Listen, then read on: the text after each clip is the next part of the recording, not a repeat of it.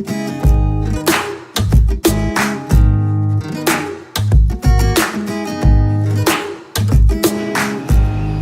amigos de Notibienes.com, nuevamente con ustedes Sandra Álvarez, y hoy estamos con una invitada que además va a ser parte de nuestros videos de acá en adelante y de nuestro canal, con quien vamos a resolver muchísimas dudas. Ella es Andrea Zuluaga, estudiante de último semestre de Derecho, adscrita al consultorio jurídico de Unisabaneta. Andrea, ¿cómo estás? Sandra, muchas gracias por esta invitación. Para mí es un placer acompañarlos en este espacio y poder seguir estando presente en todas estas charlas que finalmente se hacen importantes en todo lo relacionado con el patrimonio. Muchas gracias. Así es.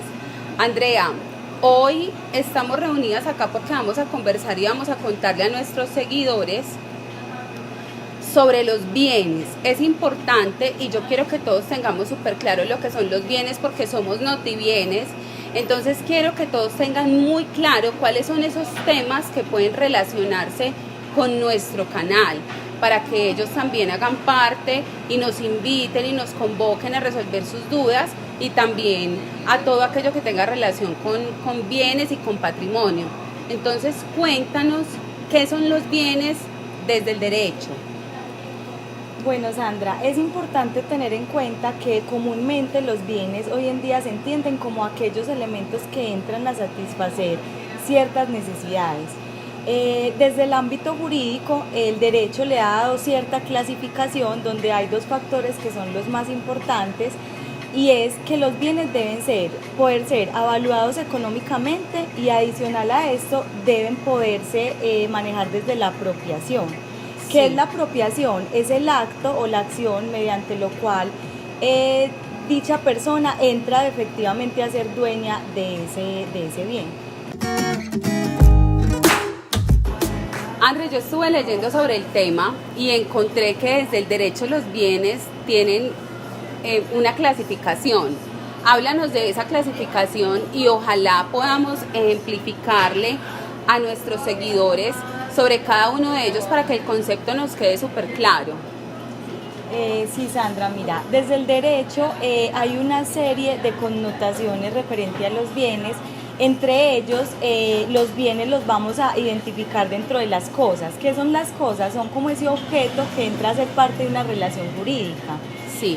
Entonces, desde ese sentido, existen las cosas materiales, que son las corporales, y las inmateriales, que son las incorporales. Sí. ¿Cierto? Entonces, dentro de las corporales está todo lo que es susceptible a los sentidos. Llámese una mesa, un libro, una casa, que lo podemos percibir con cualquiera de nuestros sentidos. Sí. Dentro de esta clasificación existe lo que son los bienes muebles y los bienes inmuebles. Y los incorporales son todos aquellos que no son percibidos mediante los sentidos. Dentro de esto están los derechos reales y están los derechos personales. Los derechos reales, el que más comúnmente se presenta hoy en día es el derecho real de dominio. ¿Qué quiere decir esto? Existe un sujeto activo, quien es el titular de ese derecho real de dominio, que se da mediante una tradición, lo cual lo podemos de pronto tratar en alguna otra oportunidad. Sí, yo sé que es un tema extenso. ¿Cómo se da esa tradición? Sin embargo, también, ¿qué pasa? Recaen sobre una cosa, que en este caso sería pues como la propiedad en sí. Sí. Y los derechos personales, Sandra, son aquellos donde existe un sujeto activo, quien es el acreedor, un sujeto pasivo, quien es el deudor, y un objeto que es la obligación. Dentro de esta obligación existen tres categorías, que es la obligación de dar, la obligación de hacer o la obligación de no hacer. Podemos poner un ejemplo corto como para que las personas comprendan, y es la obligación de hacer. Puede ser cuando en una propiedad hay una persona que va a ir a hacer un arreglo. Sí. Hay una obligación de hacer. La obligación de dar, cuando me prestas un dinero, yo debo devolverte el dinero. Sí, correcto. Y la obligación de no hacer pasa, por ejemplo, con las neveras, donde el dueño en sí le dice a la otra persona, a este acreedor, que no debe tener otros productos diferentes a los de su marca. Ajá. Exactamente. Entonces, esto es como en términos generales lo que Sí. quiere decir los derechos. Bueno, André, yo sé que ese es un tema súper extenso y desde ya te invito para que en otro video, en otro espacio, hablemos sobre los derechos, porque es un tema, como les digo, muy importante. Quiero que hoy ahondemos un poco más.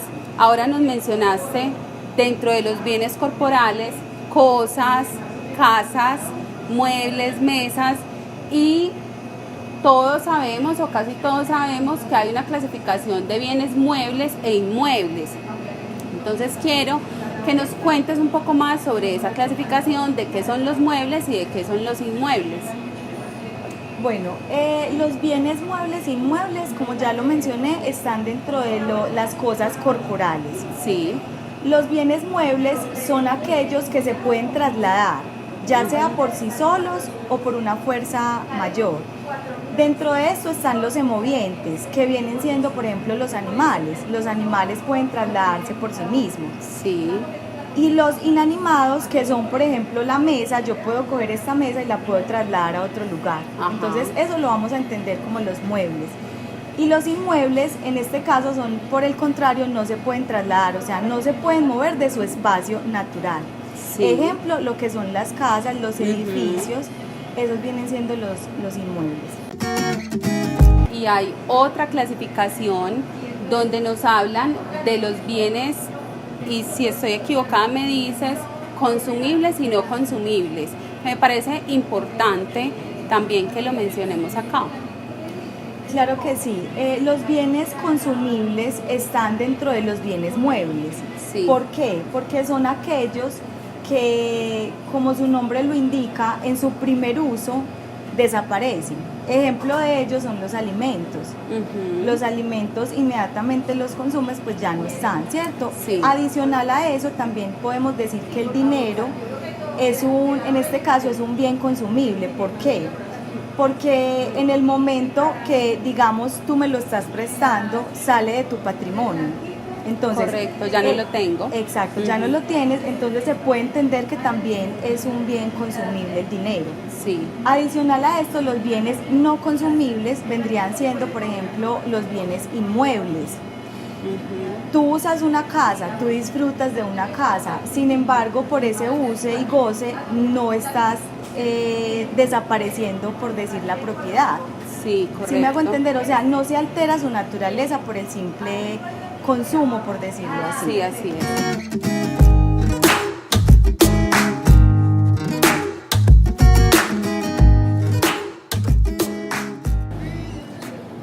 Es importante mencionar que hay unos bienes que están sujetos a un registro. Los bienes inmuebles siempre van a estar sujetos a esa publicidad registral, Sí, mientras que los bienes muebles hay unos que están sujetos a un registro, otros no lo están, como lo es, por ejemplo, los vehículos.